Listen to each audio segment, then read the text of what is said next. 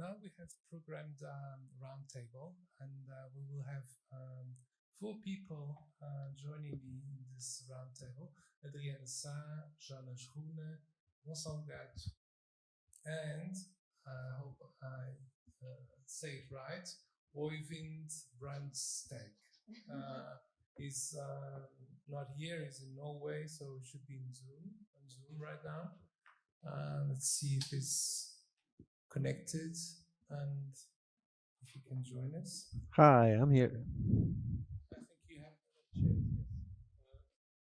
yes.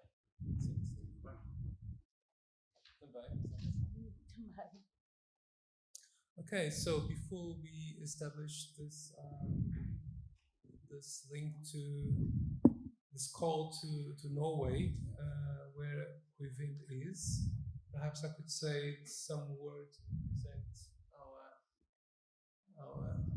our colleagues from Lusófona sitting here with me.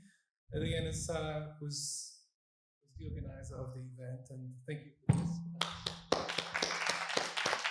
Thank you all for taking on this challenge. Yeah, you deserve it. Well, Adriana is a transdisciplinary artist, performer, musician, composer, and she faces instrument design as part of her creative process, while considering that music involves vision and space beyond audition. And she holds a PhD in arts and computing from Goldsmiths. And she's currently a CICANT member here at Lusófona. And of course, as mentioned before, she's the chair of this conference. Jonas Runa is an artist and researcher, and also a university professor here at Lusófona. His artwork was presented at the Museum Guggenheim Bilbao and some other institutions that I won't be naming because we have several here. He's also the principal investigator of the FCT project Sound at the Edge of Consciousness, and co-PI of another FCT project called Technologically Expanded Performance. And he has created the duo Zul Zeloop with George Runa Gonçalo back in 2007. Thank you for joining us. And we also have Gonçalo Gato with us. He's a composer, programmer, guitarist, and sound recordist. He explores a computer-assisted composition for acoustic and electroacoustic media.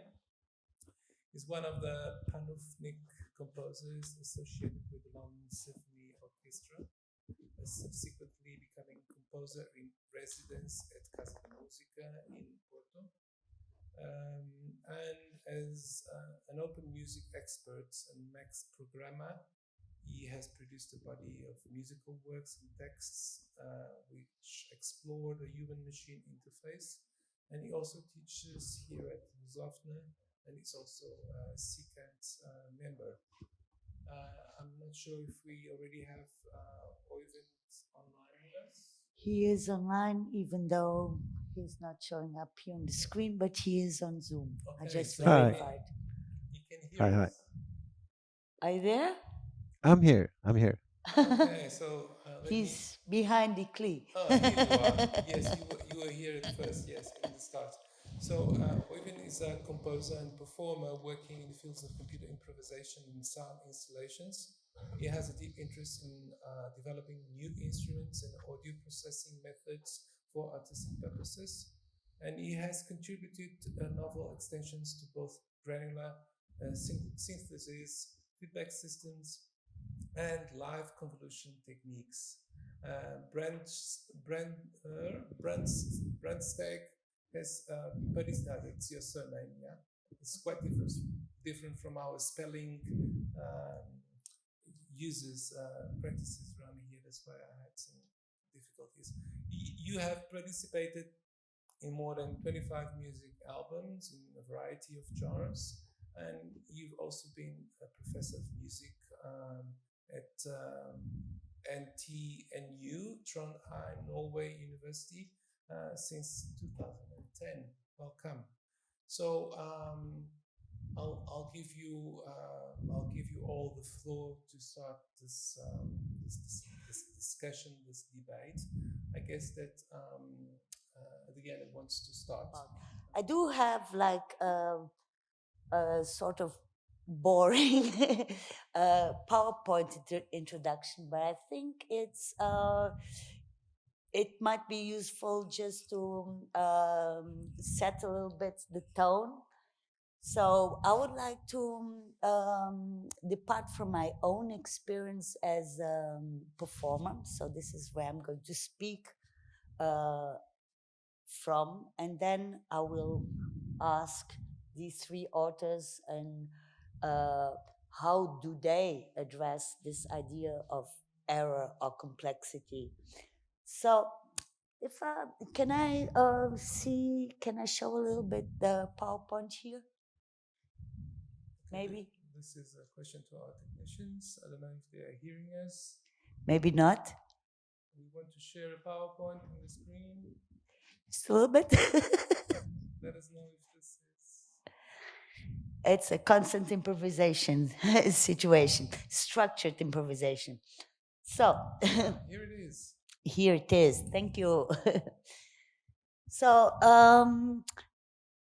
we can basically, or I do basically distinguish in my as my primary motivation, I distinguish two different kinds of interaction design paradigms. One is intended for the interface to be seemingly transparent, so that the interaction seems immediate. So this happens, for example, with our computer keyboard, right? If we press an A, the computer, we see an A appearing on the Word document. If we press it again, it will appear again. So this predictability, this consistency in behaviors makes the interface effortless. And that is quite important if we do not want to get distracted with the interface and focus on something beyond the interface, like writing a text, playing a video game, whatever.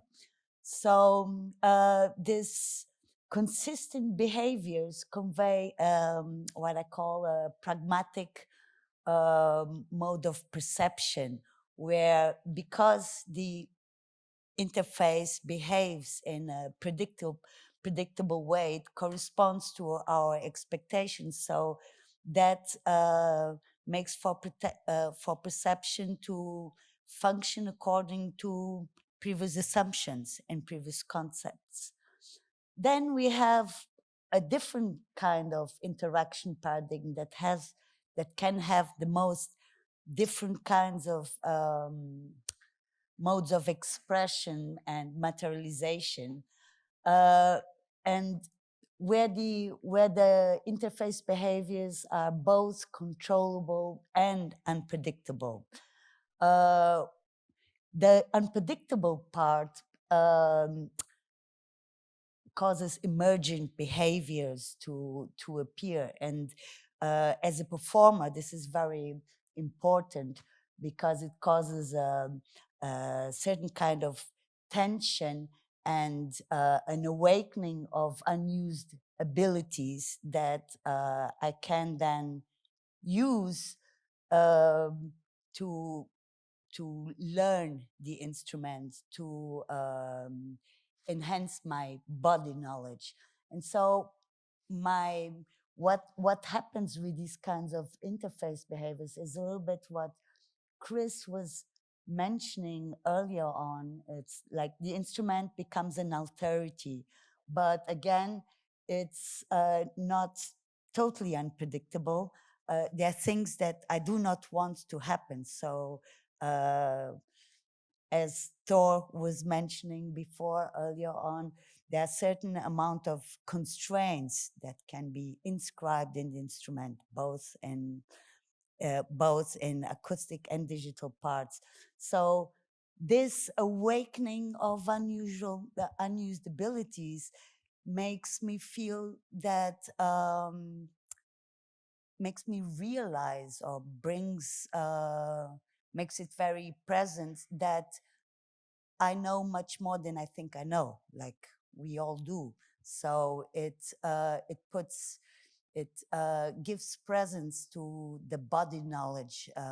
It brings the focus to the very moment. This also implies that the interface does have a materiality, an alterity, but at the same time, it is also an extension of the body. And so I developed a few instruments throughout my life. And for me, it's really important to consider instrument design, composition, and performance in integrated manner because um, as we are starting to develop an instrument, we also discover the techniques, and that leads us to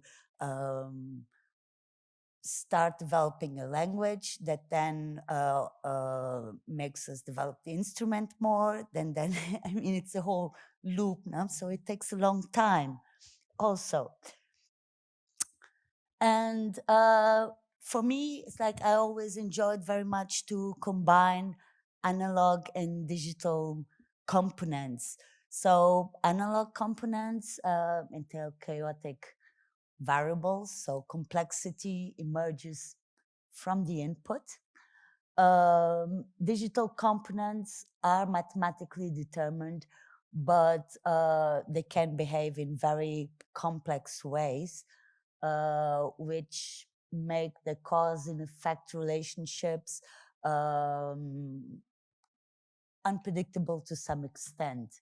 So by mixing these two components, I believe that the sonic output is determined. I believe, no, it is, no, even though if it's determined in the moment with the analog, but not determinable.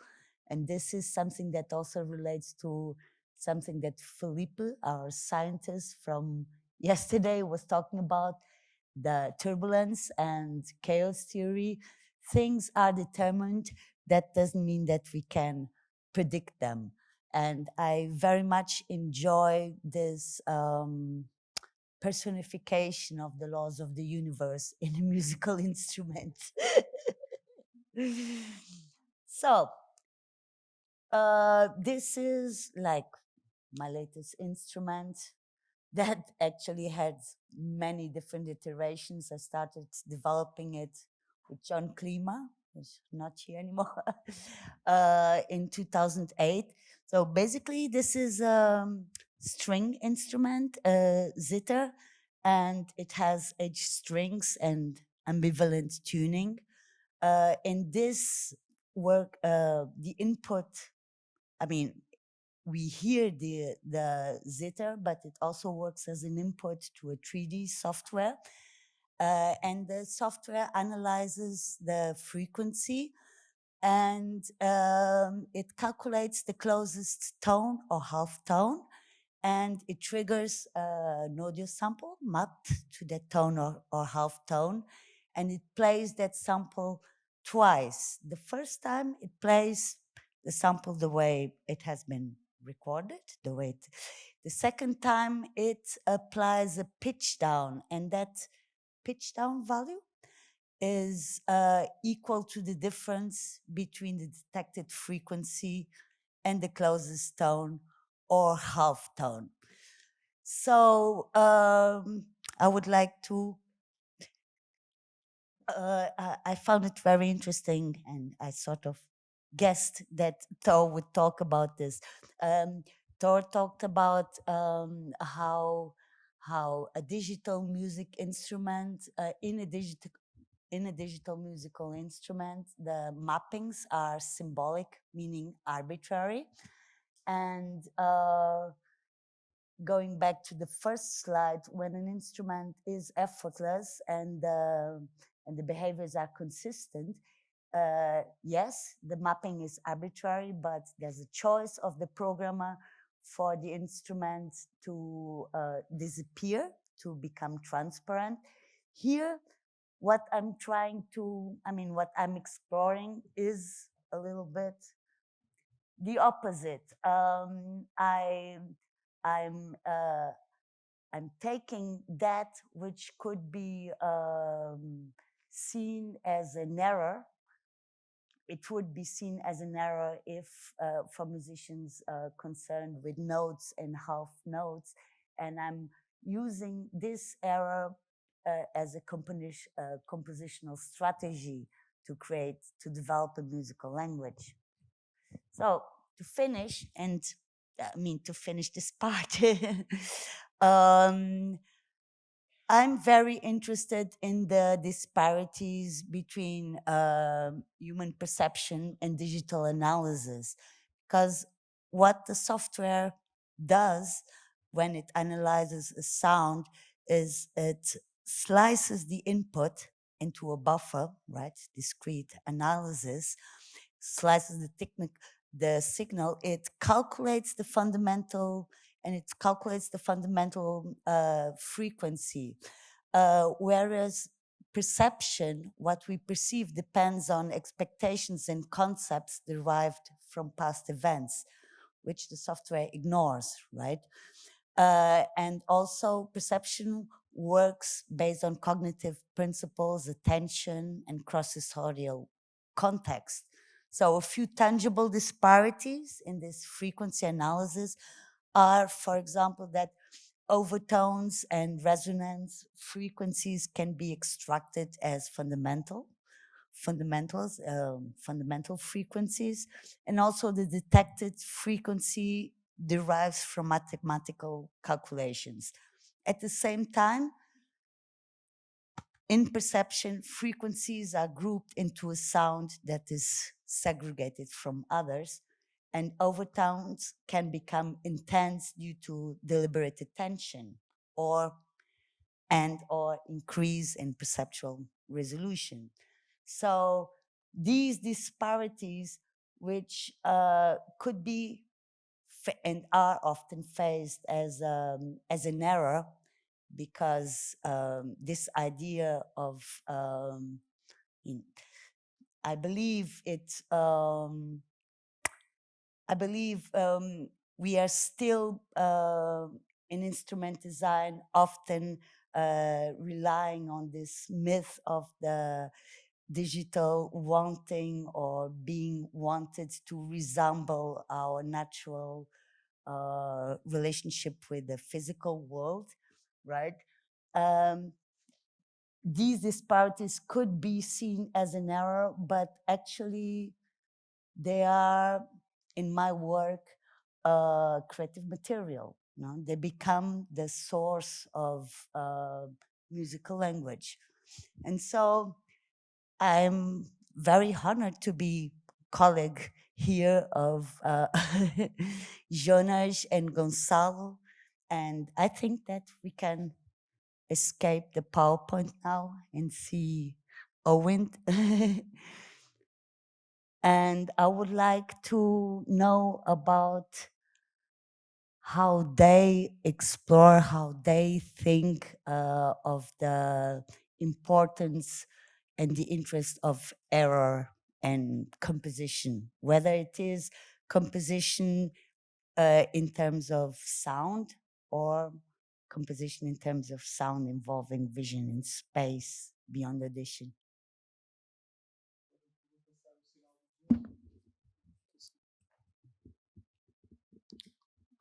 Thank you, Adriana.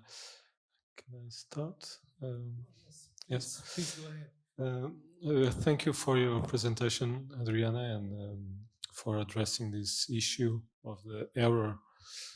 I think, for me, error is a necessity as a composer, because suppose we would have a world with where nothing goes wrong, everything goes right. What would be the role of the composer? It would be difficult. So I think it's a necessary condition for creativity. What is interesting is the way you deal with the error, how you frame it, how how you address it or how you embrace it. I guess that's one of the main issues for me. So I would say that many times I would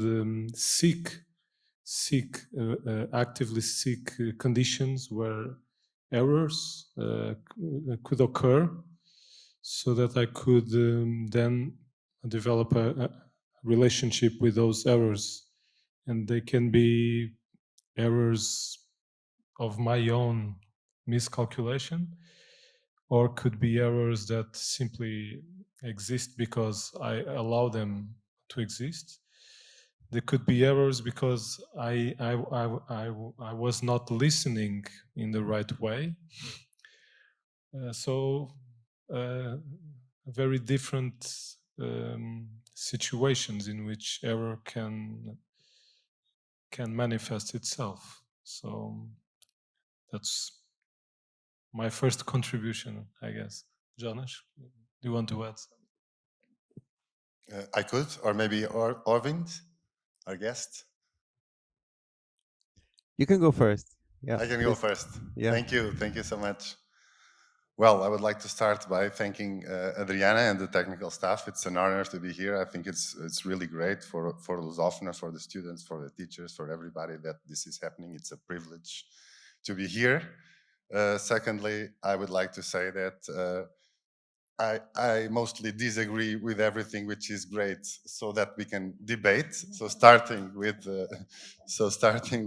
what Thor was saying, and I find it fascinating, of course, this difference between the analog world and the digital world. However, the way I see it, this comes from Alan Turing, the first theoretical model of the computer. And in his model, I mean, you can do everything that you can do in an analog computer, you can do in a digital computer. The kinds of problems that you can solve in an analog computer, if it's Turing complete, for example, Maxim XP, which Gonçalo, I think he uses a lot. I use more other software languages, and Adriana still other ones. They are Turing complete.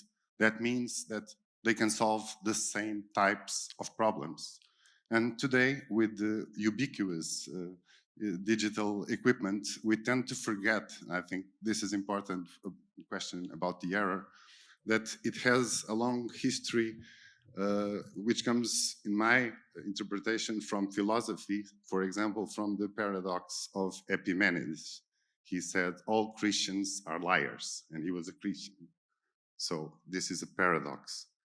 And how Turing, what he was trying to do when he invented the modern computer, theoretically, he was using self-reference. He used self-reference to solve a very important problem in mathematics, which was proposed by David Hilbert. He proposed three big problems, which were, is mathematics decidable? Can we always decide yes or no? Is mathematics complete? And the third one is mathematics consistent?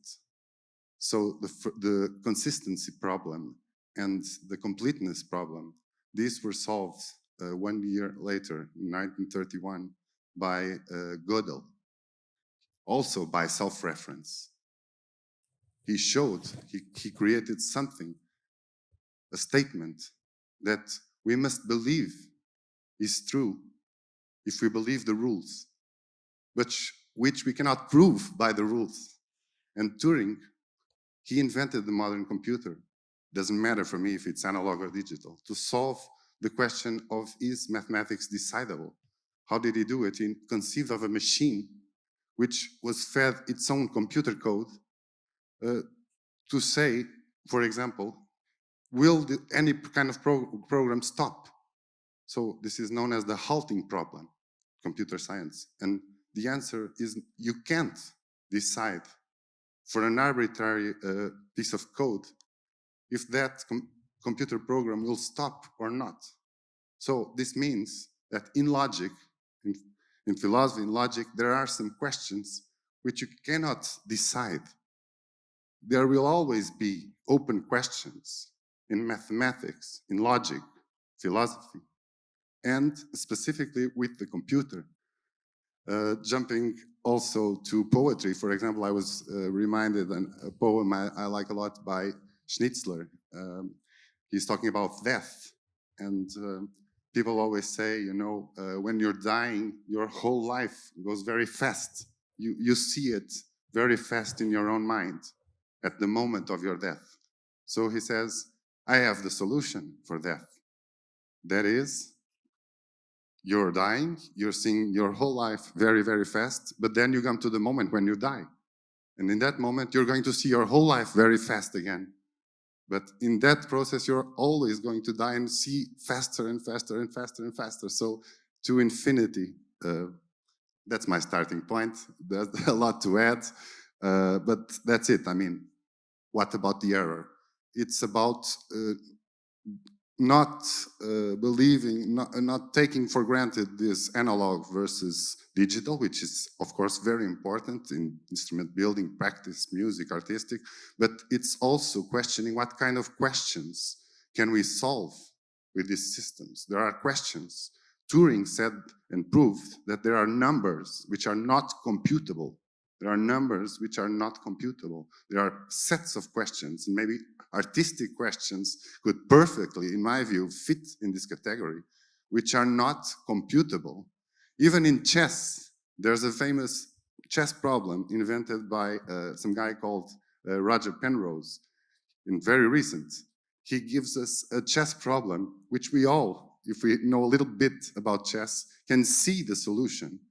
And it's a legal chess position, but he gave it to Deep Blue, which won games against the best human chess player, and Deep Blue failed this problem. It was so easy for humans and so hard for computers.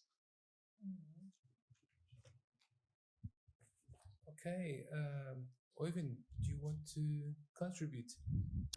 Yeah, there's so many interesting subjects that we have started talking about here, and the last one of the last things you mentioned was the self-reference, and I've thought about this also a bit when we work with the AI systems, and we try to replicate parts of our own behavior sometimes and our own creativity, and that also let us discover some of the parts of ourselves that are not part of the model, not part of the AI. So then the model needs to refer back to itself and to us, and to try to come further with this. And also, as Adriana mentioned, with the relationship between analysis and perception, I see that this is also a relationship between the automated and the human aspects. So the perception is the human part, and we try to make music analysis systems to extract informations out of these signals. And we hope that these analyses will correspond to some of our perceptions, and there's of course a huge scope for error to occur here.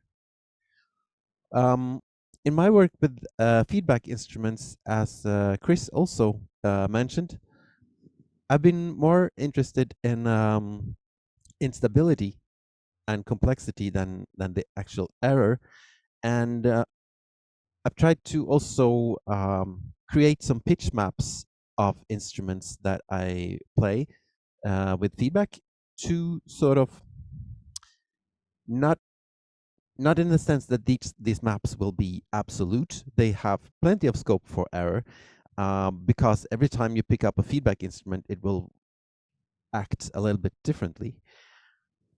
But also these maps can create some reference points in order to be able to navigate this complex space.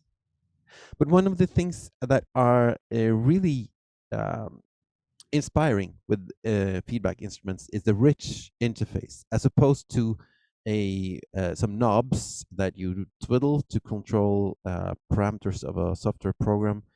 The physical objects and the acoustic sound has so many dimensions, so it's a very rich interface.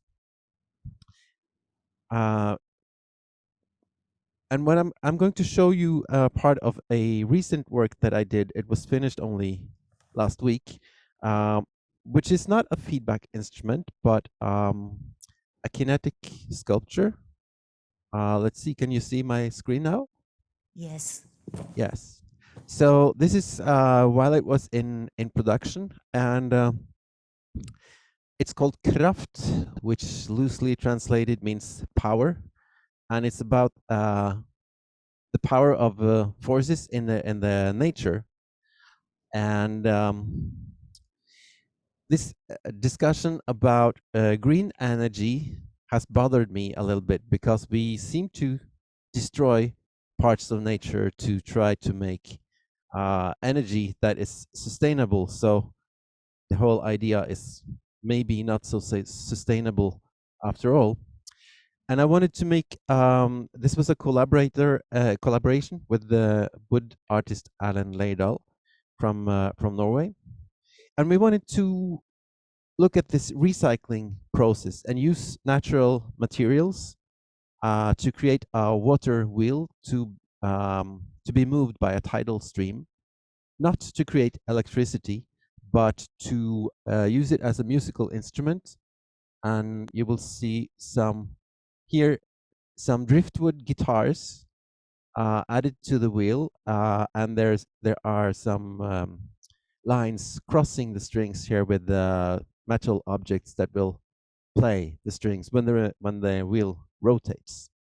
And there are also pendulums inside the wheel that creates marimba-like tones when they hit other driftwood pieces. And here's a demo.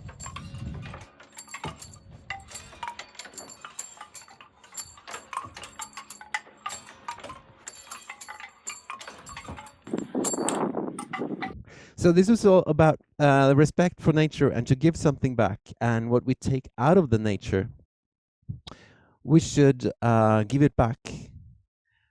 As it turns out, the whole project turned into more of a performance than an installation. This was supposed to be running for 2 months, and we will see here how it looked when we installed it in the stream.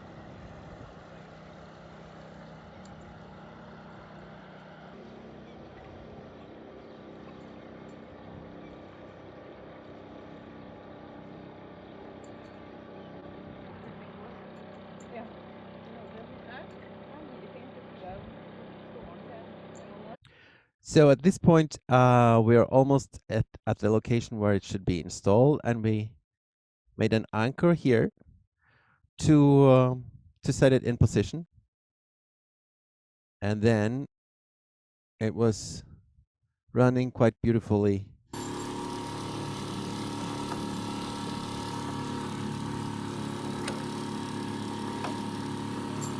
As we left it there. Now, nature has its own will, so after it had stayed there for a while, and the stream became quite powerful. And this has been a full moon recently, so the tides were really high. So water started to gather in the front here, and after a while, it started to tip down. So it didn't actually drown; it just tipped down into the water like the wing of a plane.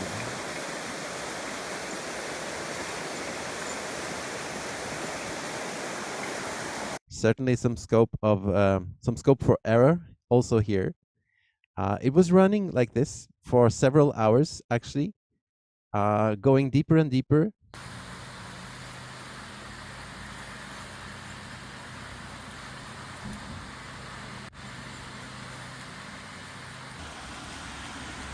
And then it couldn't take it anymore.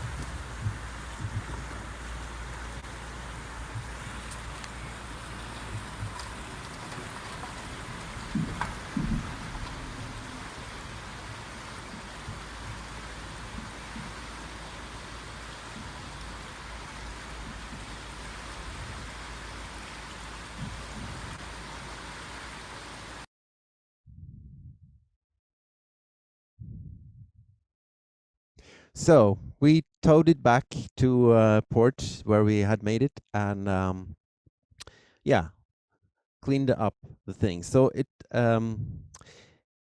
seems nature was the strongest power in the end. Anyway, I just wanted to contribute this as a perspective on error and maybe too high ambitions, and to allow nature to get back some of the chaos.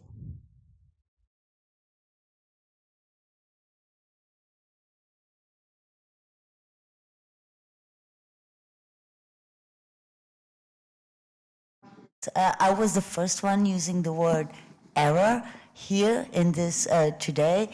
Error is a convention. It's simply like something undesired. But then on the other hand, when it becomes desired, we are not using the word error anymore, that we are using instability or complexity or feedback or and here just I would like just to understand a little bit better, because Jonas started saying I disagree with everything, and I didn't understand what you disagreed with. So I would like you to elaborate a little bit more. Where do you see that what you said is not in consonant with this? But I love to disagree, huh? I know. Otherwise, it would be futile. I know. But So, first thing I thought I talked about was this analog, in between the analog and digital. Now I could take up the term complexity, and I would speak against myself. I'm a member of the Complex System Society, but I tend to follow, for example, Murray Gell-Mann is a physicist who actually introduced the term quark. He took from James Joyce, and he invented a new term called plectrum. This includes simplicity and complexity, because, you know, the development of music, Occidental Western music in the 20th century had a reflex on the other side of the Atlantic with minimalism, John Cage and others. I think is more interesting to just go on stage and clean up your instruments as Fluxus, some members of Fluxus would do, then maybe a Beethoven symphony. And this was a cause of great concern when Cage said, for example, a cowbell is much more interesting to me than a Beethoven symphony. Oh my God, isn't it much more complex, the Beethoven symphony? So I think we should never forget simplicity when discussing complexity. But what do you disagree with? With the insistence always on the term complexity, without mentioning the word simplicity, without crossing the two, without thinking both together. Okay, there we agree though, because it's all about the in between, right? Right. There's no duality here, Right. not even between digital and analog. No. That's okay. What do you guys have to say about? Well, I think about this. It's very relevant that you mentioned simplicity and the relation between the two. And I think for me, when I think of simplicity in the making of art, I think of clarity of ideas. So that sometimes very simple ideas can become very effective. But I think I use more complex processes or instruments to make those simple ideas deep enough and interesting enough to elaborate on them. So, but I always think it's a good idea to have. If the idea is so simple that you cannot misunderstand it, and of course the audience will perceive it in many different ways, and that's also a beautiful thing with and the freedom of the of the viewer. But that's my take on simplicity versus complexity, about trying to simplify my ideas, not to make them unnecessarily complicated, but sometimes the instruments to elaborate those ideas becomes or need to be more complex.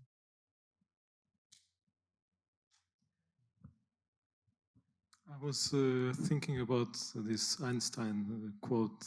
He said that everything should be made as simple as possible, but not simpler. And so I would say it's quite complex to be simple. It's quite complex. We aim for this simplicity in our lives. For example, at this moment, I'm trying to make a simple speech and to be as simple as possible, conveying.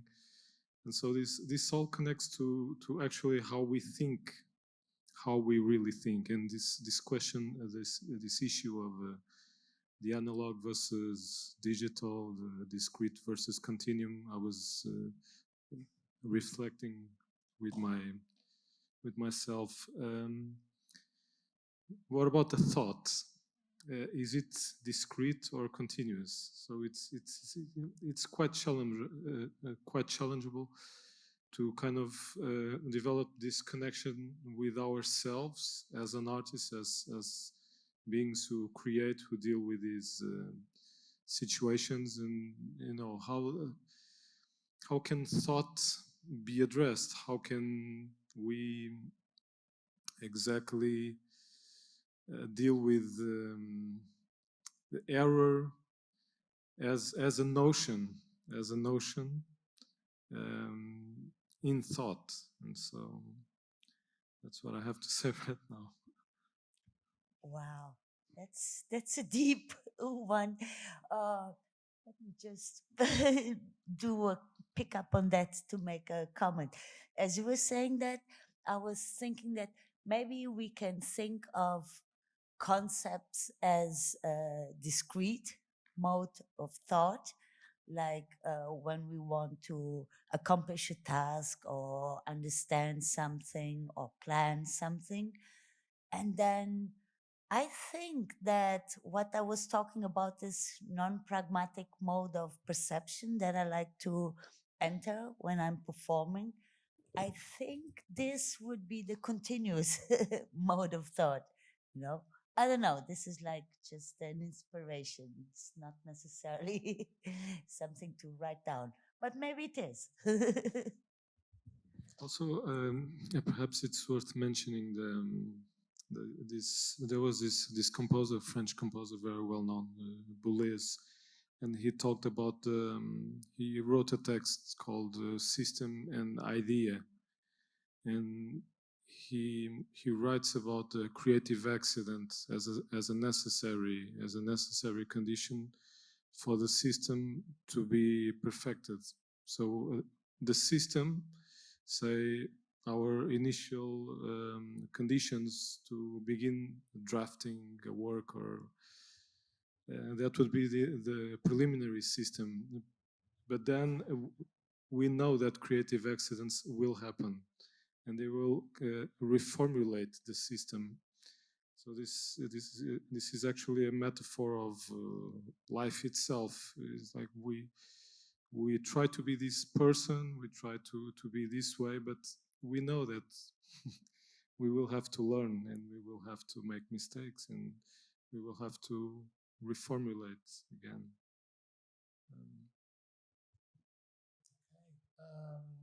So another question, we've seen today that predictability can be very important for artistic work, and but control can also be very important for artistic work. So regarding your work and your inputs as artists, how do you see the role of control for creativity? Who wants to start?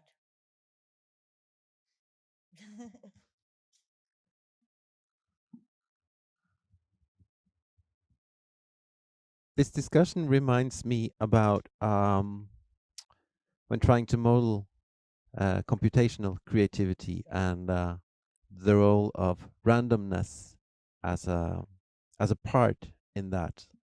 To maybe we can model in algorithms like Markov chains, to state a simple example. We have a lot of viable outputs, a lot of ways to go from where we are now, the current state, and then if all the options are equally good, we use randomness, and increasing the amount of randomness will make the system be more creative, if you wish.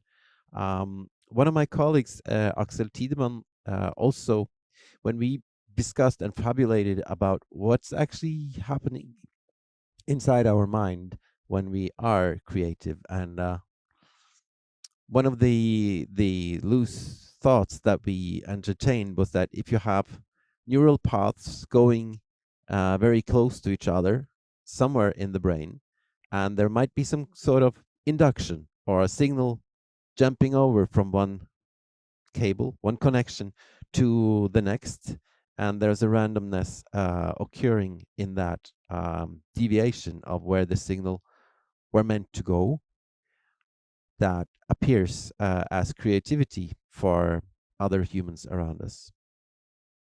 I'm not sure if any of this is correct, but it's just reflections of what maybe happens. Thank you.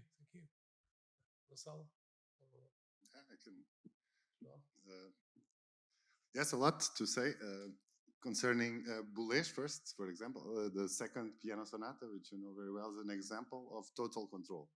I like better this Poésie pour pouvoir, you know, this piece with text by Henri Michaud, that he never finished it. He didn't take it as his, and it's his most interesting piece in my opinion. So why?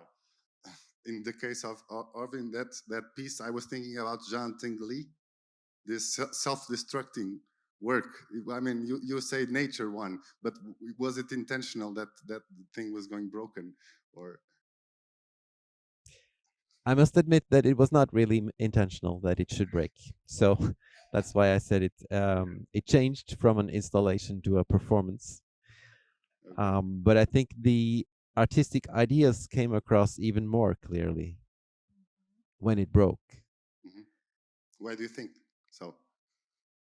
Well, it was always about how we should care more about nature and be respectful to the forces, and all our contributions and machinations as humans affect nature, and nature will always win, in my view.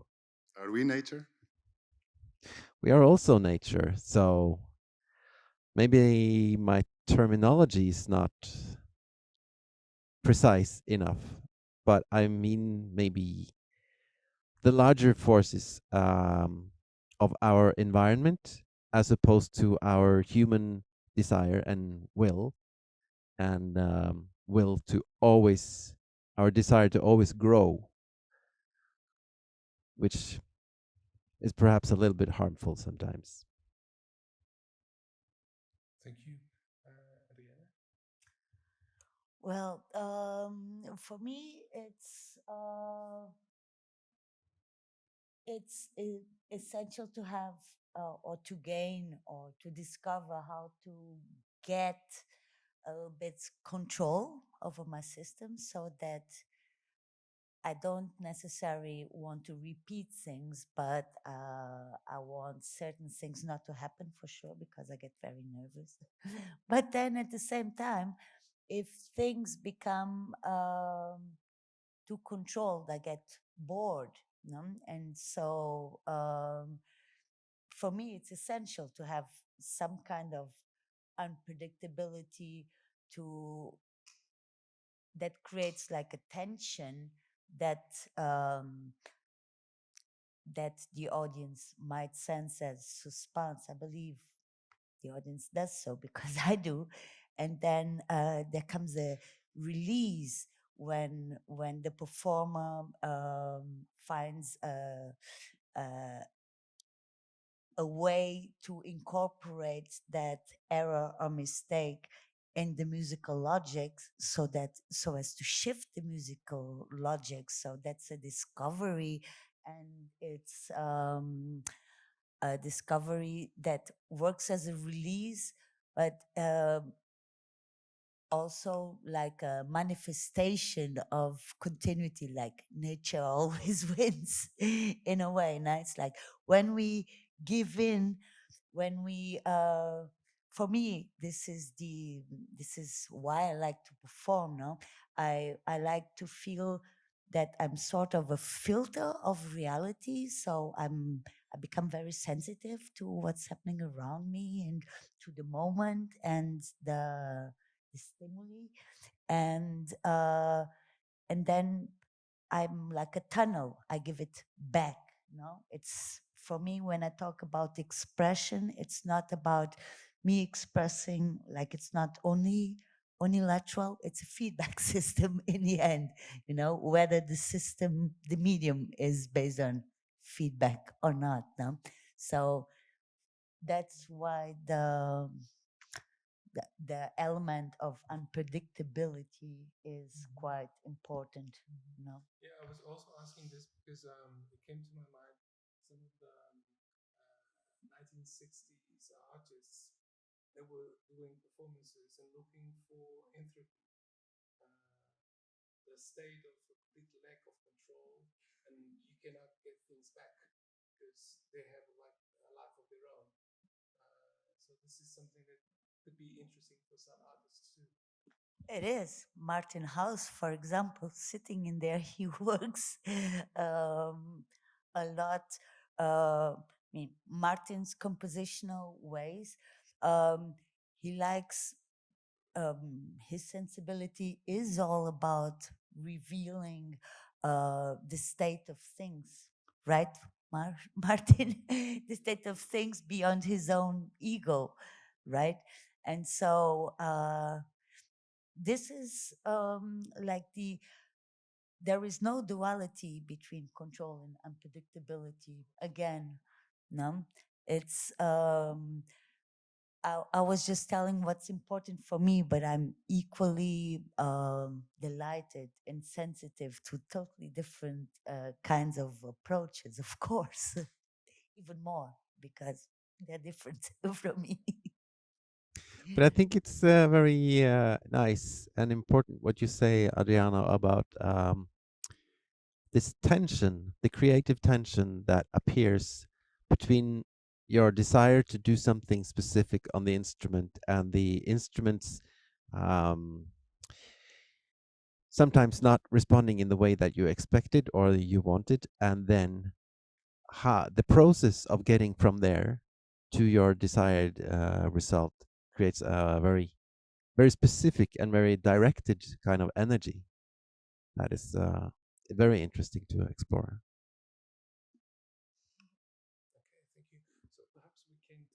questions from the audience or comments.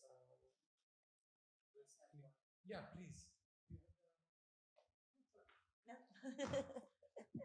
Hello, I'm Mustafa. I live in Portugal for several years. By training I'm a physics people, but I work in analytical science area, processing signal data analytics. I'm a musician by passion, but by profession I'm a scientist. This conference actually came to me an accident one way I would say, but I have connection with Isabel Valverde who invited me. I feel honored to get opportunity with Professor. She allowed me. When I was moving around, I was really impressed to see these sticks. I never had before these interfaces. I have not seen in this way because I have been 9 years. I have been playing at many concerts as a performer. Also, sometimes I have been interacting with these systems, interfaces, because I play analog instruments. You have seen that is similar to zither or harp. This is tanpura, is a resonator, 6 strings are there. And when I tune it, I try to get them all in resonance. And when I play on a stage, I see some of my friends, because mostly I play at a jam session for zigs, and I see they are interacting with this electronics, this analog and digital, and I am playing, of course, with analog instruments, and it completely new environment. To me, it's a completely new environment as a performer, as well as because as a musician, I also listen what is coming out from these systems, their output. So, and I find myself in a completely new state of mind. And then I reflect according to, as Adriana said, from the stimuli you have taken and channeling, filtering, and giving back again to the nature, to the audience, or to the environment. And this, my instrument, probably you will see some of them already have seen, it really gives me the same thing, that it connects immediately with the environment and connect myself and my whole body and mind, and everything get immediately resonating, and then it responded to the environment. And as a physicist, I was thinking, what is the process inside? Is this the chaos? What people are listening outside, if I think we are all here in the audience, is this a chaos, or there is any rule or order inside? It is complex, definitely. The output, overall output, environment is complex. The states there are several states that are interacting. But what is the overall entropy? As he said, maybe entropy is there, and whether there is orderly inside, they are making any order, or they are getting any irregularities or disorderness also. And that, when I saw your 1 second slide, it brought me the idea of chaos theory, where we see the apparently chaos everywhere, but there are very simplest parsimony concept of simple equation or some natural law, very simple, maybe a 1-inch equation, and there will be some point or some parameters, a few parameters, which can give the control, like a controlling parameter to control the whole chaos. So chaos is apparent outside, but probably there are some simple equation, simple thing to manifest in chaotic order. I do not know whether you have any study in this area. In early 1982s, because as a physics master's student, it was my initial knack and love for chaos theory and nonlinear dynamics. I was studying a lot nonlinear dynamics. And at that time, few articles I got from University of Melbourne and also from Sydney. Some people in Australian region, they are working, say, published some paper in American Physical Society journal and some academic journal in relation to physics study. And they are publishing that they have been studying applying chaos to understand Bach, music from Bach and Mozart. And they try to extract some knowledge, some mathematical model they wanted to reconstruct, and they want to reproduce similar stuffs, notations, similar to Bach. And that attracted me. Whether really have you studied further? I am talking of these publications was 1982, 3 and 5. Then in 90s, there was some works related to application of chaos theory to understand the music, especially in this music from the Baroque period. And in 90s, 94, 95, 96, I was then starting something to reproduce classical Indian ragas through some mathematical modeling. First, it is not data driven. First, I thought, okay, from theory driven, if I can create any mathematical model, then if I can check with the data, if I can get some signals from the data from raga music, get it data form and verify with my mathematical model, convert them into some electronic signal and verify and again recreate and purify the whole model. In 1997, I stopped for some reason, my personal and professional reason, I have to stop. But still, when I came to this conference, probably I have got my first lab. That was my first lab.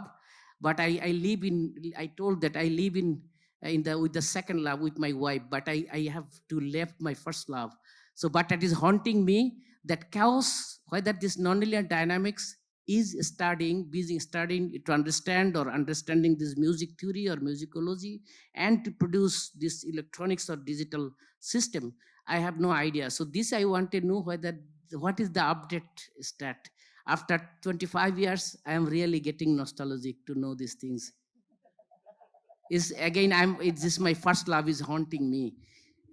Although I live with my wife, I live in the second life in my another profession. It's a little bit in a slanted way. I live in analytical science, but this was actually my first thing, whether this nonlinear dynamics, wavelet transformation. I was talking of them when I was trying to connect signal from the musical instruments and then getting the data. I was trying to use, but Fourier transform was I thought that music is not linear, so I was trying to apply wavelet transformation, and I applied it. I got some interesting results, but I did not publish any paper.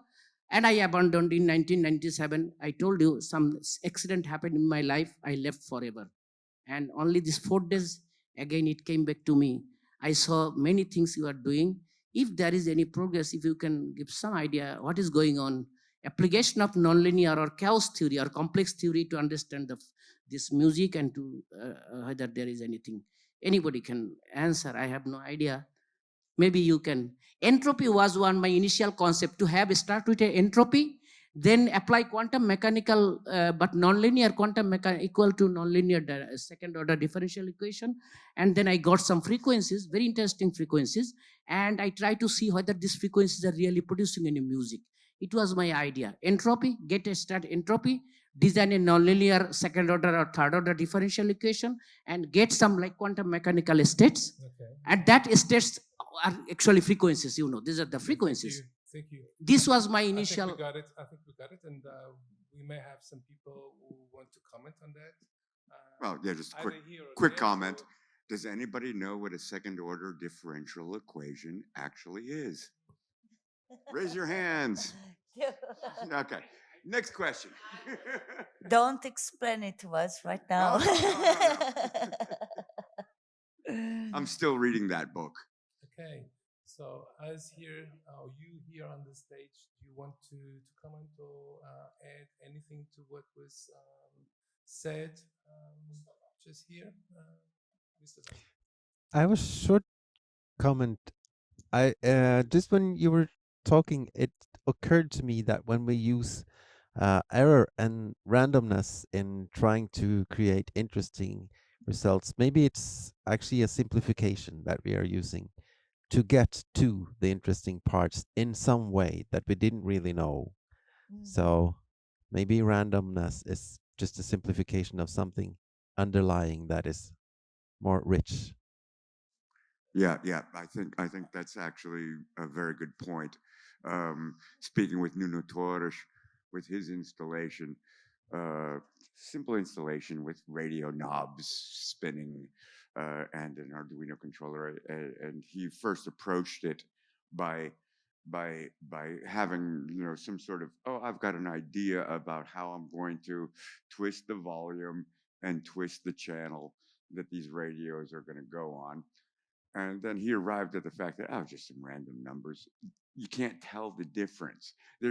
How do you perceive the difference between something intentional and something random when you're working with a system that is uncontrollable? So what's the difference? Just toss some random numbers at it. That'll work. It'll work. Nobody's gonna know. And it comes down to what is your conceptual legality? What is the concept that you're really actually trying to achieve here? And in the case of Nuno Torres with his radios, it's just I want to spin the dials and move around through different frequencies and different volumes, and the in-between places between one channel and another. And why do I need an algorithm to do this? I just spin the knobs. Just spin the knobs. Well, I think in many cases, with musical expression, with at least musical expression with emotional intent in that, in the phrasing and how you do it, there will be a difference. And it's also possible to hear if it's white noise random or if it's an intent many times, not all the time. Don't spend time making a test for me. But I think it's possible to hear intentional emotional expression from a random creativity. No, I think that's a really great response, and I think that's the whole point. Can you actually detect the intentionality? Do I see the person here in some way, or do I not? Can I see it's you? Can I see that it's oh, this is Adriana? Can I this is see the Andres. clock? It's 5:30. Oh, well, you know me. I can talk forever once I have the microphone. Yeah, that's right. We came out of time. Thank you so much. This was a very enjoyable and interesting debate. Thank you for joining us from Norway. Yes. I'll be going to Norway soon, by the way. To Kristiansand, not to Trondheim. Well, thank you all for joining us. Thank you. Thank you. Thank you.